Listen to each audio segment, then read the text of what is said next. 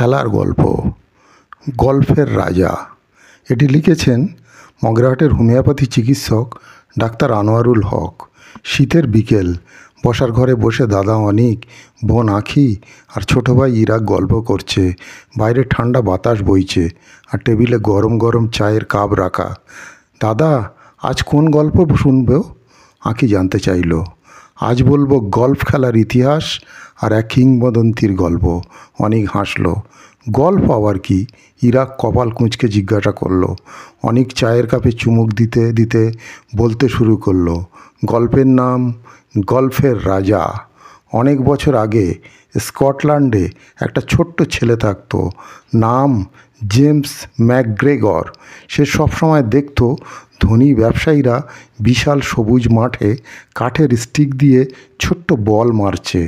একদিন সে একজন খেলোয়াড়কে জিজ্ঞাসা করলো, এটা কি খেলা? লোকটি হাসলেন। এটা গল্ফ ছেলে। জেমস বলল, আমিও খেলতে চাই, কিন্তু গল্ফ তো শুধু ধনী মানুষের খেলা।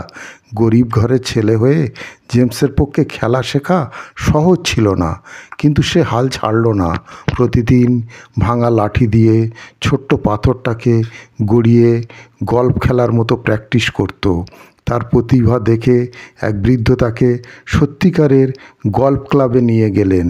কঠোর পরিশ্রম আর অধ্যবসায়ের ফলে জেমস একদিন স্কটল্যান্ডের সেরা গল্ফার হয়ে উঠল। পরবর্তী সময়ে সে আন্তর্জাতিক পর্যায়ে গল্ফ খেলে বহু পুরস্কার জিতল। গল্প শেষ হতেই আঁখি বলল, তাহলে গল্ফ খেলতে শুধু টাকা নয়, ধৈর্য ও পরিশ্রম দরকার, তাই না? ঠিক তাই, এবং এই খেলাটা শুধু ধনী মানুষের জন্য নয়, সবার জন্য। অনেক উত্তর দিল।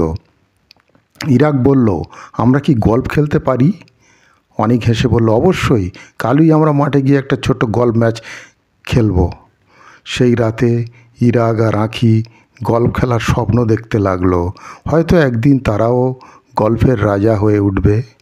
তো সুপ্রিয় দর্শক, আজকের এই স্টোরি যদি আপনাদের ভালো লেগে থাকে, এরকম স্টোরি প্রতিদিন পাওয়ার জন্য চ্যানেলটিকে সাবস্ক্রাইব করে রাখতে পারেন আর ভিডিওটিকে লাইক ও শেয়ার করুন। ভালো থাকুন, সুস্থ থাকুন।